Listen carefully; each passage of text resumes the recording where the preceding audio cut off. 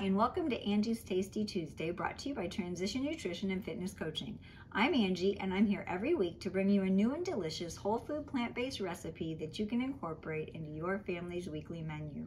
This month, because of Valentine's Day, not only are we focusing on eating well and moving well, but we're also focusing on self-care, incorporating those mindful moments and those mindful times in our day that help us relax, de-stress, and set our minds on positive thoughts that help us have the optimal health and longevity we want.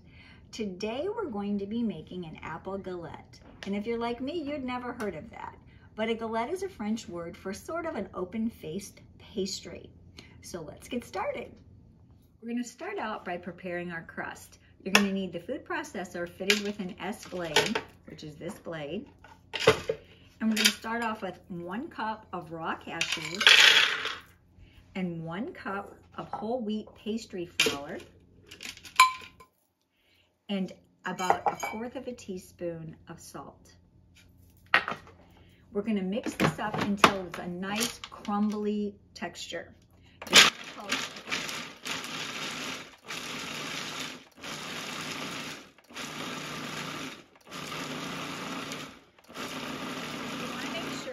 The nuts are incorporated and are in very tiny particles. That's what's going to act kind of like your typical butter would have acted in a regular pie crust. So the fat in the cashews is what's going to add that butter texture and feel to your pie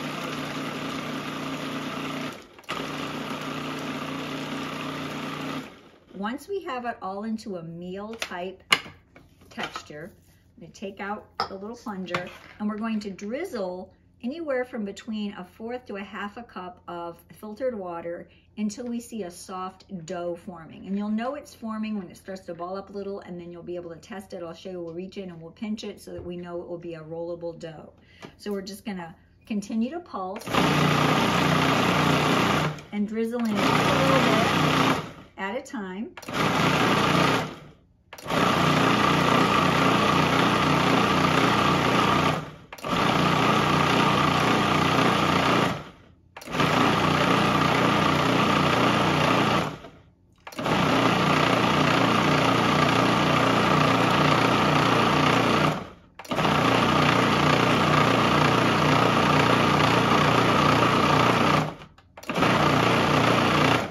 You'll be able to see it start clumping together.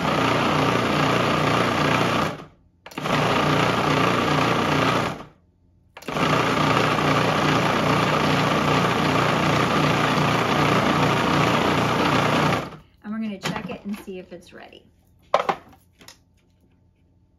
When you can take it and it will stick together like a crust, you know your dough is ready. So now we're going to form a ball and then put it to the side in a container and cover it, because I made a mistake the first time I made this and I rolled the dough out and got it ready before I had prepared my apple slices, and the dough got really dry while I was waiting. So I'm going to go ahead and roll this into a ball, set it aside, and we'll come right back and prep our apples.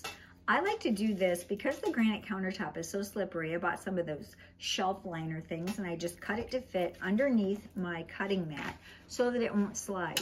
Because the last thing you want is something that has a very sharp blade sliding on you. I've already peeled my apples. I'm going to core them with my little OXO corer. Make sure I get all the seeds out.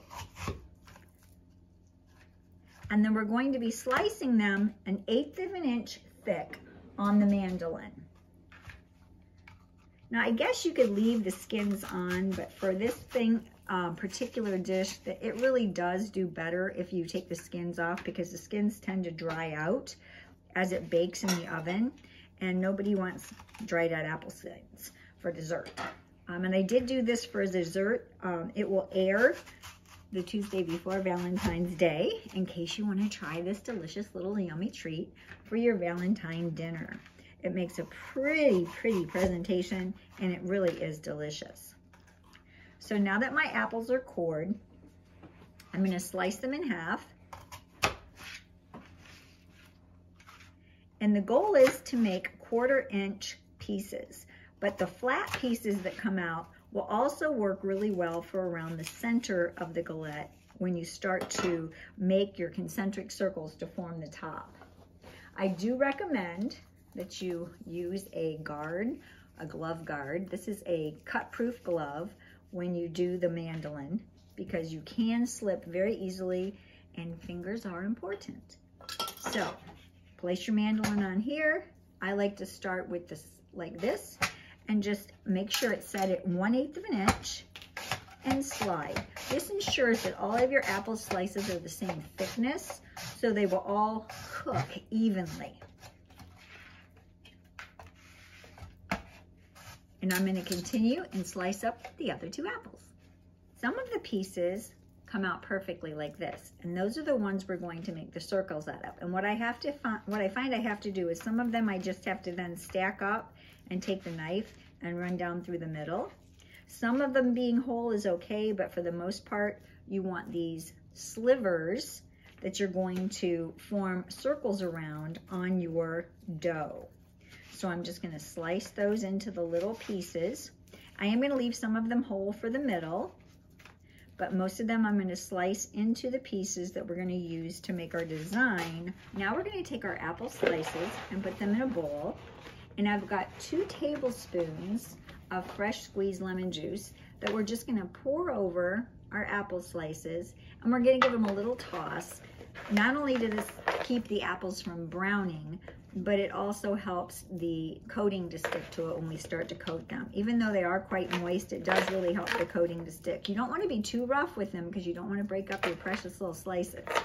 So once you've got that a little bit coated, now we're going to sift together our date sugar and our cinnamon.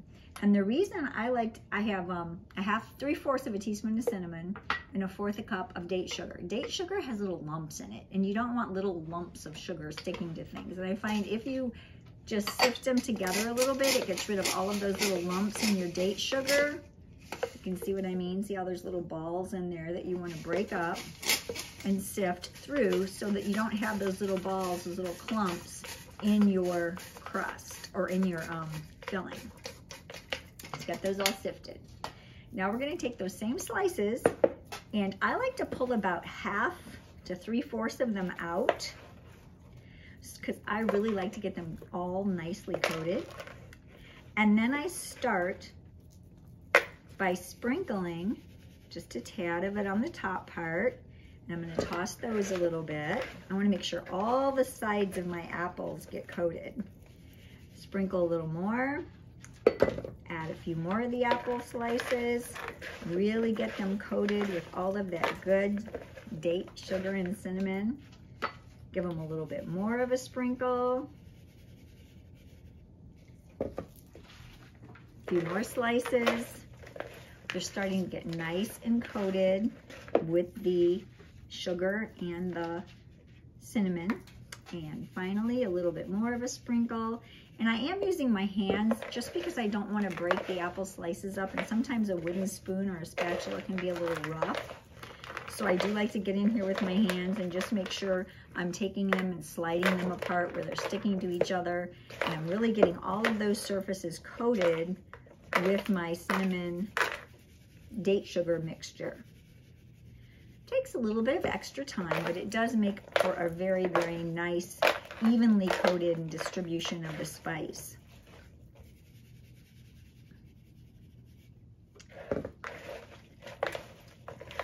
This turns out a little bit like a cross between a French pastry and a open-faced apple pie.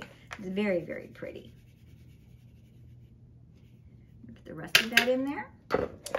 Finish tossing our pieces, making sure we get all the way to the bottom and they all get coated. I'm going to set this to the side. I'm going to roll out our dough. I'm going to start off with a piece of parchment paper that is as wide as your baking mat. Now I'm going to use a Tupperware pie rollout, but you want to make a circle out of your dough that's about 15 inches in diameter, or even a little bigger. I like to roll it out on this because this doesn't slide across the counter and the parchment paper does. So I've got my bowl where I had my covered dough, and I'm going to put my dough on here, and you really don't have to worry about flouring the surface. You just want to start shaping this dough out, and it's very, very stiff, and rolling it out in the shape of a circle. Now that we have our dough rolled out, it doesn't have to be a perfect circle. I'm going to transfer it over to the parchment paper. And if it tears, you just got to make sure that you re-stick it back together a little bit.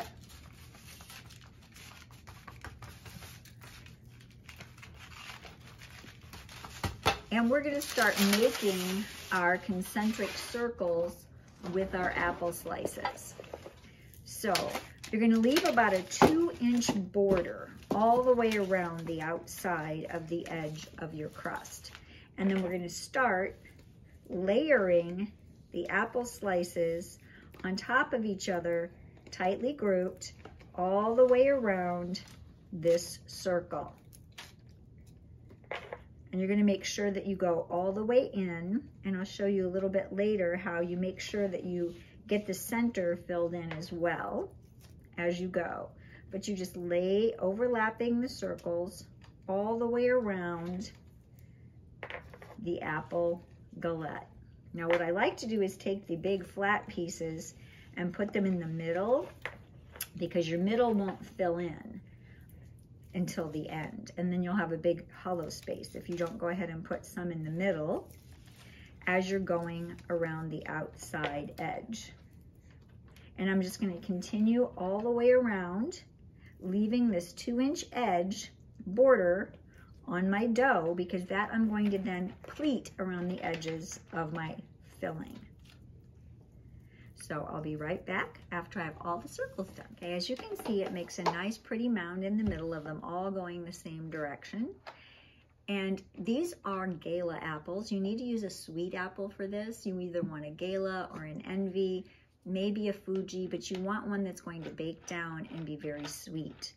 Also, you're going to preheat your oven to 350 degrees. And now I'm going to show you what we do with the edge. It's called pleating.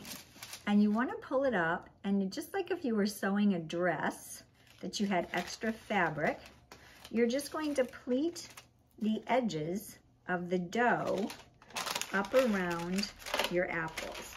Now you can also make these with other kinds of fruit. You could do peaches, you could do strawberries, but you would probably change your seasonings up a little bit, depending. I don't think raspberries would work too well because they're awfully wet.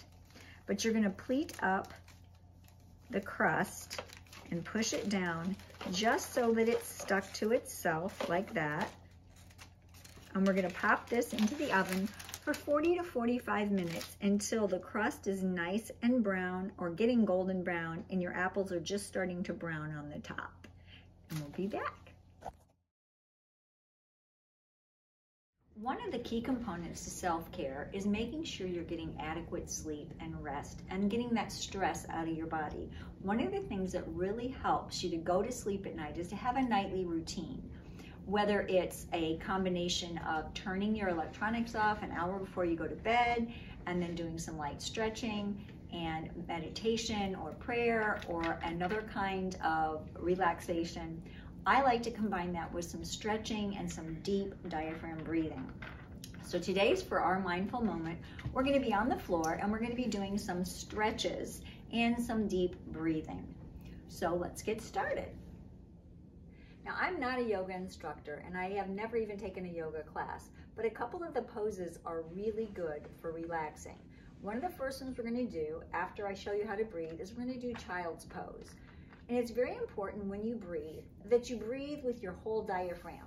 You want to go in on 4, hold your breath for 4 counts, and then exhale slowly for 4 counts. So it will look like this.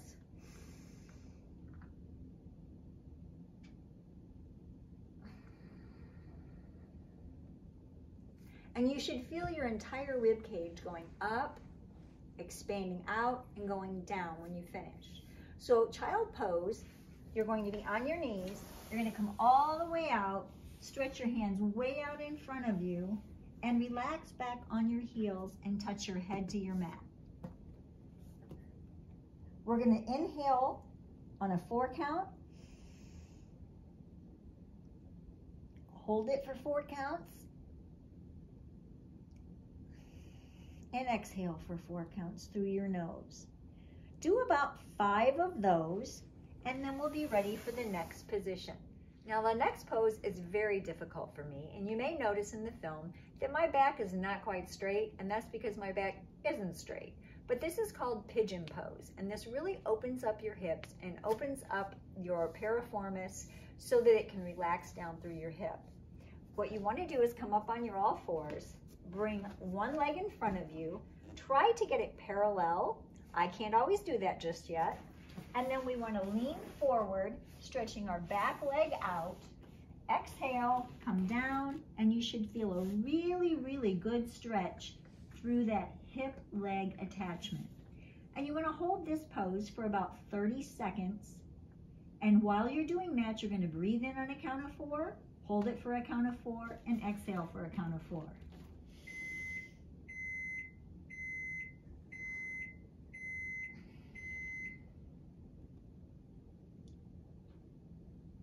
And like I said, you want to hold this for about 30 seconds. You'll come back up, and then we'll repeat it with the other leg. Repeat the same pigeon pose with the other leg. You'll notice I am not as flexible with this side, and you'll find you have one side that probably is easier to stretch than the other, which just means you need to work on that one a little bit more. So we're going to bring the opposite leg in front, put it down, scoot our leg back, go down, in for 4, hold for 4, out for 4.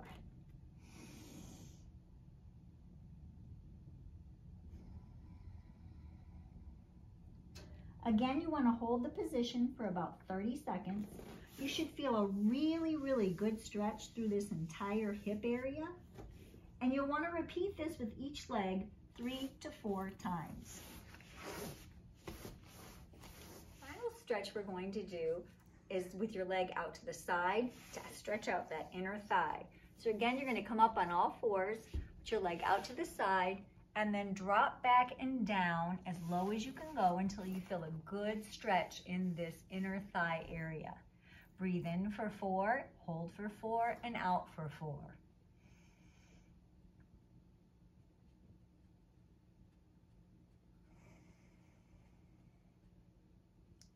And again, you want to do this 3 or 4 times, switching legs alternately each time. Finished, we want to come back to child pose, and we want to do some cat-cow backs.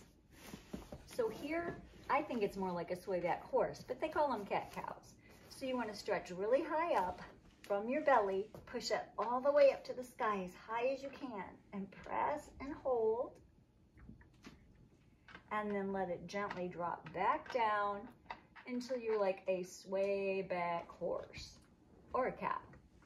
And stretch back up. Stretch really, really through that lower spine, and then back down. And then you want to come back to child pose.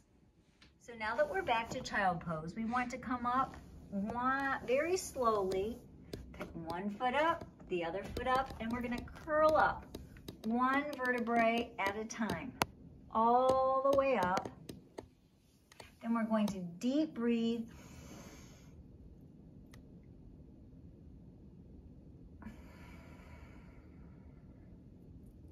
And you should feel nice and relaxed and ready. Now that we have our galette in the oven and we've done our mindful moment, we're going to make the little bit of glaze that you can use. Now this is totally optional. You don't have to add the added glaze at the end, but it just kind of makes it a little shiny. It's a little syrupy. So we have 1/8 of a cup of date sugar and 1/8 of a cup of water. And we're just going to heat this up until the sugar's all dissolved. And then we'll take it off the heat and we'll stir in 1/2 teaspoon of vanilla extract. So we just want to stir this down until the sugar begins to melt and incorporate with the water and makes kind of a syrup. You can see it starting to boil a little bit or bubble a little bit.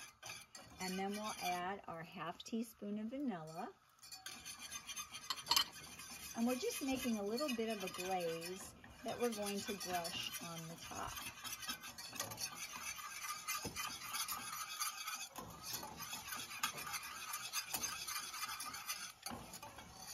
Goes very quickly. Once it starts boiling, Then you know you can turn it off and you're ready to save it for when your pie or your galette, comes out of the oven. And we'll just use this to brush along the edges of the crust. So we just took our galette out of the oven and we're just going to take this syrup we made and lightly brush it along the edges of the crust and across the top. You probably won't even use all of it, but just lightly brush it across the surface of the crust and a little bit across the surface of the apples.